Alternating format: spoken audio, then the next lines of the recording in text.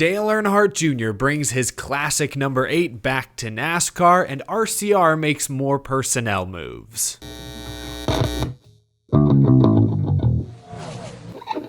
How's it going, y'all? My name is Eric. Welcome to Out of the Groove. Richard Childress Racing in the news, Junior Motorsports in the news. But before we get to all that, I've got some exciting news for all you collectors out there. Horizon Hobby recently sent me a 1/12 scale NASCAR remote control car. This Kyle Larson Chevy was super easy to unload, charge up the battery, head out, get ready to race. You can see several of these low-seat cars in action. Tons of power, super durable, and this holiday season, my friends at Horizon Hobby and AE Engine have some very special giveaways that you all can participate in. Click the link down below to find out how you can enter. There will be 10 different prize packs given away. One grand prize winner will get a monster truck RC car, a NASCAR RC, an Out of the Groove hoodie, of course, and a subscription to NASCAR Pole Position magazine.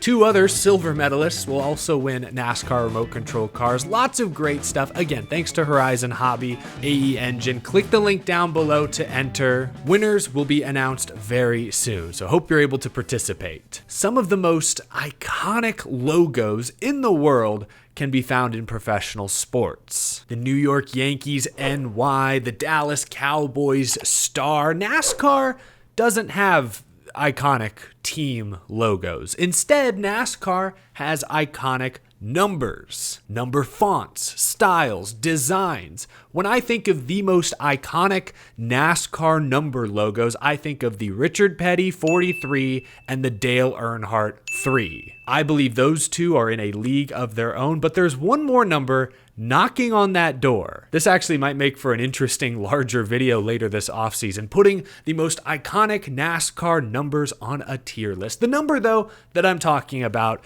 is Dale Earnhardt Jr.'s classic number 8. Today, Junior Motorsports revealed that the iconic 8 font will return to the NASCAR Xfinity Series full-time this year with driver Sammy Smith. Sorry, I guess I was watching that video and the hype, the buildup. I was half expecting them to announce Martin Truex Jr. back in the 8 for a handful of Xfinity Series races. That would have been special. Now that would have been the ultimate nostalgia bait. Instead, no, just a simple black livery here, Sammy Smith's name above the door. Good for Sammy Smith. Kind of a random, like when we think of drivers who've represented this number 8 in the past, obviously Dale Earnhardt Jr., NASCAR Hall of Famer, arguably the most influential figure in the sport still to this day. Think of Martin Truex Jr., who is a future Hall of Famer, a Cup Series champion. There have been others. Mark Martin, NASCAR Hall of Famer. Eric Almirola, right?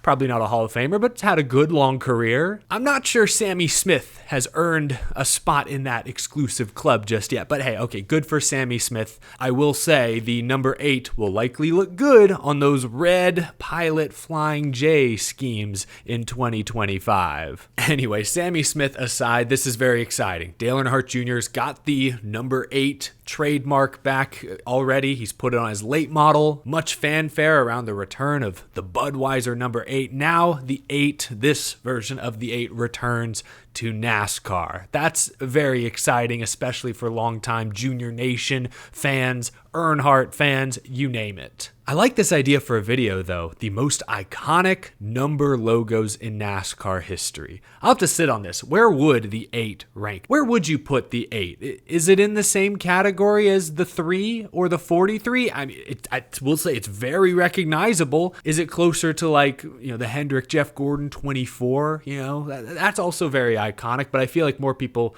remember Jeff Gordon for the rainbows, the flame scheme, the mullet, the stash. Like the actual car number sort of got drowned out by all that noise. Maybe I'd put the 8 in that tier. I like this idea. I'm going to work on this. Later this offseason, I'm going to put the most iconic NASCAR number logos of all time on a tier list. That'll be fun. That'll create some good off-season banter. Junior Motorsports fans, let me know how you feel about seeing the number 8 back on a NASCAR stock car. How do you feel about Sammy Smith? Will he represent the brand well? Can he back up his 2024 playoff run? Maybe get to the round of 8? Championship 4? I guess we still don't know if the format's going to change or stay the same, so hard to predict. Anyway, leave your comments down below. Richard Childress Racing was also in the news today. After a disappointing 2024 that saw neither Kyle Busch nor Austin Dillon qualify for the Cup Series playoffs, RCR continues to shuffle around key leadership positions. A couple weeks ago, we talked about the team promoting Keith Rodden to VP of Competition. They brought a couple of important people over from Stewart-Haas. Johnny Klossmeyer has a new role with the team. Richard Boswell will crew chief for Austin Dillon. Kyle Busch running it back with Randall Burnett for a third consecutive season. Today, the team announced they will run a third part-time Cup Series car. Andy Street will be the crew chief for this part-time team. He'll also serve as RCR's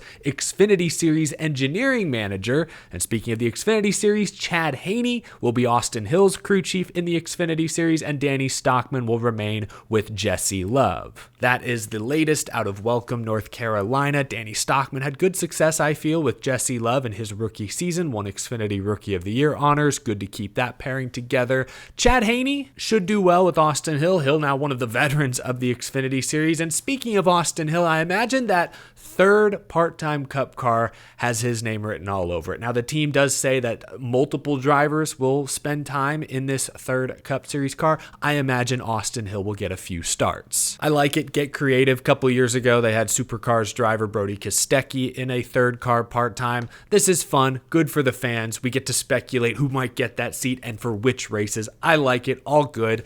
Richard Childress Racing more broadly, though. I'm still waiting on a splash. Like, big picture, Austin Dillon is coming off back-to-back terrible seasons. Like 2023, 2024, the worst 2 seasons of Austin Dillon's Cup Series career. It's not even close. He's the boss's grandson, so I don't know how much real pressure there is on him to perform, to get out of that seat, to move into a leadership role. That is unclear, but okay, moving past Austin Dillon, he's not the future Hall of Famer here. Kyle Busch is. And entering 2025, if previous reports are correct, 2025 is the final year of Kyle Busch's Richard Childress Racing contract. Remember what he said this last summer? He was pretty straightforward. Yeah, if Hendrick or Gibbs would have me back, I'd go back. Whoa, I'm doubtful Hendrick or Gibbs will have an opening for Kyle Busch this time next year, but never say never. But the point is, he could eye another opportunity elsewhere if Richard Childress Racing is incapable of giving him competitive equipment, because that was the problem this last year. Yes, Kyle Busch made some mistakes. Sometimes his temper got the best of him. Sometimes he was pushing too hard, but he had to push hard because the equipment wasn't good enough. RCR's setups, their prep was not good enough to compete for a NASCAR playoff spot, was not good enough to consistently contend for wins. Kyle Busch had to carry most of the load. And unfortunately, his now almost 40-year-old knees gave out here and there, and he made some mistakes, and it was a bad season. I'm recapping RCR's off-season moves, and there's not a lot that excites me. Yes, Richard Boswell coming over from SHR I think is a good pickup, but he'll be working more directly with Austin Dillon. John Klossmeyer, what can he bring to the table? At least that is a new voice on the RCR campus, but compare that to some of these other, let's call them mid-size NASCAR Cup Series teams. Spire Motorsports is making splash after splash after splash. They got Rodney Childers, championship crew chief. They picked up Dax Geringer from SHR as well. Rodney Childers is guy. They got Matt McCall, race winner, proven winner, going back to Ganassi, RFK. I look at other teams. I know he's not really a competition guy, but Colleague Racing got Ty Norris from Trackhouse, who has a proven track record of building mid-size Cup Series teams into contenders. Even RFK, they let Matt McCall go. They got Jeremy Bullins, who's won races in Cup, comes from Team Penske, 3-time championship team. 2311 replaced Booty Barker with arguably the best crew chief in trucks right now, Charles Denicky. Now he'll move up to Cup. And Legacy Motor Club, who knows if this will work, but they've added like half a dozen new people over the past few months. So I compare that to RCR. It's a lot of internal movement. Andy Petrie out, Keith Rodden in, but from there, Keith Rodden getting promoted, Andy Street, a lot of the same guys shuffling about. That's why they have to keep going to their bench to pull Justin Alexander out of semi-retirement to get him to work with Austin Dillon. I don't know what it is. They're having a hard time attracting, let's say, the big free agents. Not drivers necessarily. They obviously got Kyle Busch, but big free agent engineers, crew chiefs, executives. I don't know. There hasn't been a big splash from Richard Childress Racing, and considering Kyle Busch is entering a contract year, this feels like the LA Angels, to make a baseball reference. Shohei Ohtani was great, but Mike Trout always injured. What were they surrounding him with? Not enough. So he picked up and left for the Dodgers, who paid him an ungodly amount of money. Somehow Juan Soto got even more. Goodness gracious, is baseball even real? I digress. If RCR is unable to surround Kyle Busch with a good enough team,